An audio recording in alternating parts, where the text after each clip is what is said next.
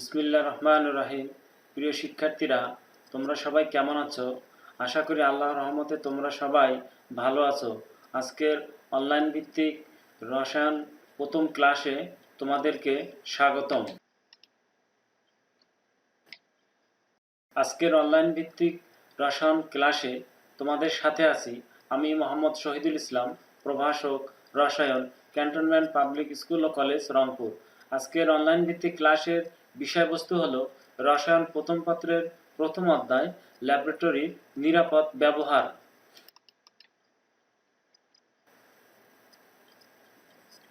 রসায়ন প্রথম ও দ্বিতীয় পত্রের রেফারেন্স বইয়ের কিছু তালিকা এখানে দেওয়া হলো। প্রিয় শিক্ষার্থীরা, তোমরা অবশ্যই জানো রসায়ন ল্যাবরেটরিতে বিভিন্ন প্রকার রাসায়নিক পদার্থ নিয়ে কাজ করতে হয়, আর এসব রাসায়নিক পদার্থ ব্যবহারের সময় অবশ্যই হ্যান্ড গ্লাভস ব্যবহার করতে হবে। আর এজন্য এখানে বিভিন্ন ধরনের হ্যান্ড গ্লাভস নিয়ে আলোচনা করা হবে।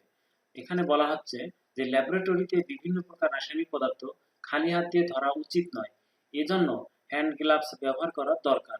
বাজারের চাহিদা অনুযায়ী বিভিন্ন প্রস্তুতকারী সংস্থা বিভিন্ন ধরনের হ্যান্ড গ্লাভস উৎপাদন করে থাকে, যেমন নিওপ্রিন গ্লাভস।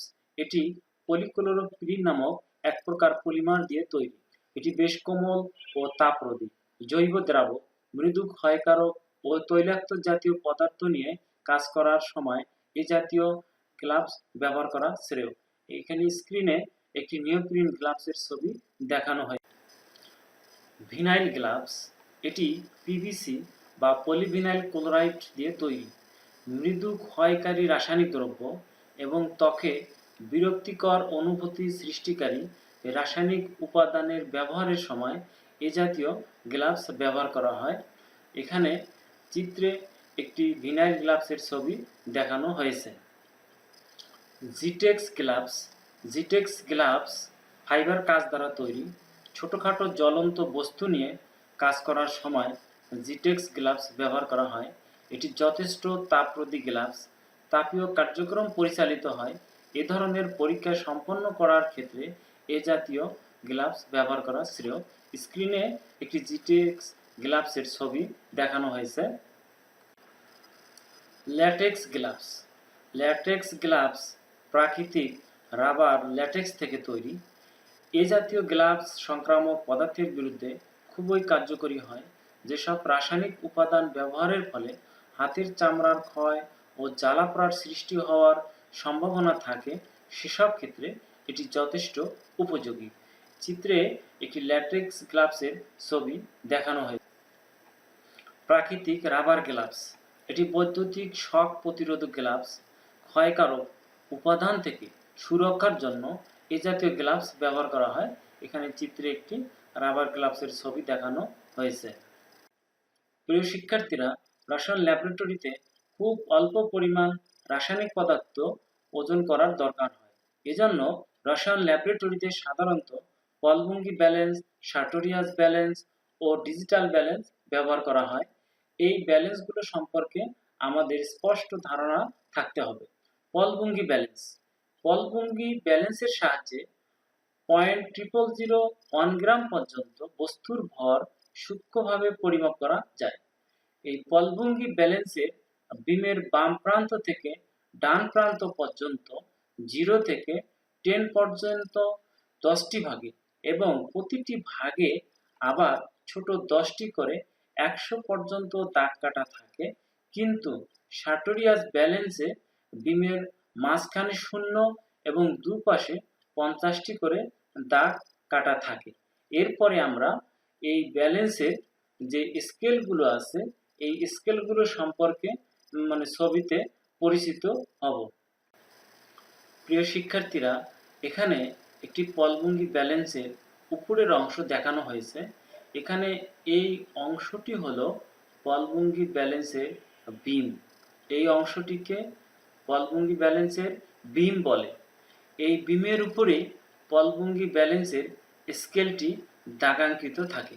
তোমরা এখানে দেখতে পাচ্ছ যে এই পলভঙ্গি ব্যালেন্সের এই বিমের উপরে দাগাঙ্কিত স্কেলটিকে প্রথমে 0 থেকে 10 পর্যন্ত 10টি ভাগে ভাগ করা হয়েছে। এরপর এই প্রত্যেকটি ভাগকে আবার 10টি ভাগে ভাগ করা হয়েছে। তাহলে মোট 10 ইন্টু 10 ইজ ইকুয়াল টু 100, অর্থাৎ পলভঙ্গি ব্যালেন্সের এই বিমের উপরে এই দাগাঙ্কিত স্কেলটিতে 100টি দাগ আছে। এখানে বড় প্রত্যেকটি দাগের মান হচ্ছে 10 এবং ক্ষুদ্র প্রত্যেকটি দাগের মান হচ্ছে 1। প্রিয় শিক্ষার্থীরা, এখানে সার্টিরাস ব্যালেন্সের উপরের একটি অংশ দেখানো হয়েছে, যে এখানে এই অংশটি হলো সার্টিরাস ব্যালেন্সের বিম। এই বিমের উপরে এই স্কেলটি দাগাঙ্কিত আছে। আগেই বলা হয়েছে যে সার্টিরাস ব্যালেন্সের মাঝখানে 0, অর্থাৎ সার্টিরাস ব্যালেন্সের স্কেলের মাঝখানে 0 এবং দুই পাশে 50-50 করে দাগ কাটা থাকে। তো কোনো কোনো ব্যালেন্সে 0-র দুই পাশে 50-50, আবার কোনো কোনো সার্টিরাস ব্যালেন্সের 0-র দুই পাশে 100-100 করে দাগ কাটা থাকে। এই ব্যালেন্সটির স্কেলে 0-র দুই পাশে মোট 100-100 করে দাগ কাটা আছে। অর্থাৎ এই সার্টিরাস ব্যালেন্সের মাঝখানে, এই সার্টিরাস ব্যালেন্সের স্কেলের মাঝখানে 0 এবং এই পাশে 10, বড় বড় 10টি দাগ দেওয়া আছে এবং বড় বড় প্রত্যেকটি দাগের মান কিন্তু 10 করে। পলভঙ্গি ব্যালেন্সের মতো এখানেও বড় প্রত্যেকটি দাগের মান 10 করে এবং ক্ষুদ্র প্রত্যেকটি দাগের মান হচ্ছে 1 করে। তো এখানে এই ডান পাশে 10, অর্থাৎ মোট 100টি দাগ আছে, বাম পাশেও বড় 10টি দাগ আছে, অর্থাৎ এখানে মোট দাগের সংখ্যা কিন্তু 100। আবার এখানে আরেকটি বিষয় দেখে নাও, সেটি হচ্ছে যে এই যে ধাতব শলাকাটি দেখানো হয়েছে, এই ধাতব শলাকাটিকে বলা হয় যে আরোহী বাহক বা রাইডার বাহক। এখানে তাহলে রাইডার কোনটা? রাইডার হলো এই যে সরু বাঁকানো তারটি দেখানো হয়েছে, এটাকে রাইডার বলে। এই রাইডারটি এই স্কেলের উপর দিয়ে ডানে বামে চলাচল করতে পারে, অর্থাৎ এই ধাতব শলাকাটিকে বলা হচ্ছে এই রাইডারের বাহক। এই রাইডারের আরেকটা হচ্ছে আরোহী। এই রাইডার বা আরোহী, এই আরোহী বা রাইডার বাহকের সাহায্যে স্কেলের উপর দিয়ে চলাচল করতে পারে। প্রিয় শিক্ষার্থীরা, পলভঙ্গি সার্টিরাস ব্যালেন্সে মূলত যে 4টি অংশ থাকে সেগুলো হলো বেদিসজ্জিত ব্যালেন্স কক্ষ, স্তম্ভ বা কলাম, তুলাদণ্ড ও পাল্লা, আরোহী ও আরোহী বাহক। এই চিত্র থেকে 4টি অংশ আমরা দেখে নিব। এখানে প্রথমে বলা হচ্ছে বেদিসজ্জিত ব্যালেন্স কক্ষ। এই পুরো অংশটিকে বলা হচ্ছে বেদিসজ্জিত ব্যালেন্স কক্ষ, স্তম্ভ বা কলাম। এখানে এই এফ চিহ্নিত এই অংশটুকু হচ্ছে স্তম্ভ বা কলাম। তুলাদণ্ড ও পাল্লা, এখানে তুলাদণ্ড হলো এই বি চিহ্নিত এই অংশটিকে বলা হচ্ছে তুলাদণ্ড। এখানে এই অংশটি হচ্ছে তুলাদণ্ড, অর্থাৎ তুলাদণ্ড হচ্ছে দুই পাশে দুটি চিহ্নিত করে দেখানো হলো। আর পাল্লা হচ্ছে এই পাশে একটি, এই পাশে একটি, অর্থাৎ দুটি পাল্লা থাকে। আরোহী আরোহী বাহক, এখানে আরোহী হচ্ছে এই যে এখানে বাঁকানো তারটি আছে, এটি হচ্ছে আরোহী এবং এই ধাতব শলাকাটি হচ্ছে আরোহী বাহক। এই আরোহী বাহকের সাহায্যেই এই আরোহী বা রাইডারটি এই স্কেলের উপর দিয়ে চলাচল করতে পারে। আর এখানে এই যে সূচালো যে অংশটুকু দেখানো হলো, এটি হচ্ছে পয়েন্টার। এটাকে বলা হয় পয়েন্টার, এটা হচ্ছে পয়েন্টার স্কেল। আরেকটি জিনিস মনে রাখো, সেটি হচ্ছে এই পলভঙ্গি বা সার্টিরাস ব্যালেন্সে কোনো বস্তুর ওজন নেওয়ার সময় ডান পাল্লায় রাখতে হয় বাটখারা বা ওয়েট এবং বাম পাল্লায় রাখতে হয় বস্তু। প্রিয় শিক্ষার্থীরা, এখন আমরা দেখব আরোহী বা রাইডার কি এবং রাইডার ধ্রুবক বা আরোহী ধ্রুবক কি। রাইডার বা আরোহী, এখানে বলা হচ্ছে যে রাইডার হলো নির্দিষ্ট জানা ভরের সূক্ষ্ম প্লাটিনাম বা গোল্ডের তৈরি বাঁকানো আকৃতি বিশিষ্ট ধাতব বস্তু, যা রাইডার স্কেলের বিমের উপর দিয়ে সহজে চলাচল করতে পারে। রাইডার সাধারণত 5 মিলিগ্রাম ও 10 মিলিগ্রাম ভরের হয়ে থাকে, অর্থাৎ পলভঙ্গি বা সার্টিরাস ব্যালেন্সে যে রাইডার ব্যবহার করা হয় সেই রাইডারটি একটি নির্দিষ্ট ভরের।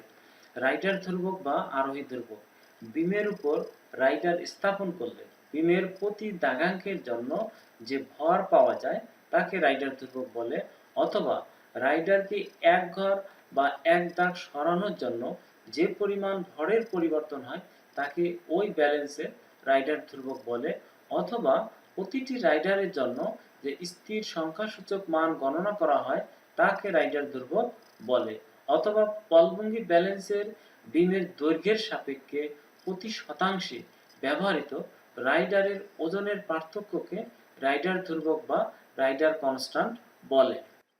প্রিয় শিক্ষার্থীরা, এখানে একটি পলভঙ্গি ব্যালেন্সকে দেখানো হয়েছে, অর্থাৎ পলভঙ্গি ব্যালেন্স একটি বাক্সের ভিতরে আবদ্ধ থাকে। রাইডার ধ্রুবক নির্ণয়। পলভঙ্গি ব্যালেন্সের ক্ষেত্রে 0 দাগ বাম দিকে এবং 100 দাগটি ডান দিকে বা ভর নির্দেশক পাল্লার দিকে থাকে।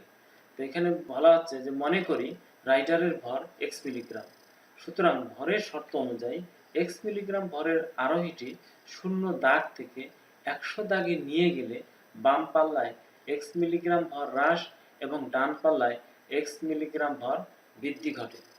অতএব 100 ঘরের জন্য আরোহীর ভরের মোট পরিবর্তন 2x মিলিগ্রাম।